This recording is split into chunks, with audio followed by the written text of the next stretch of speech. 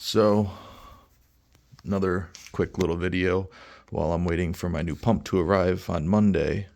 I'm almost wondering if I didn't need a new pump.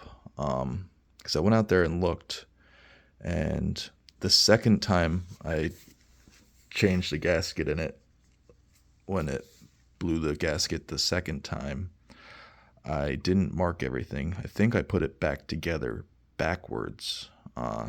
So I think that's why I had no power after I changed the gasket.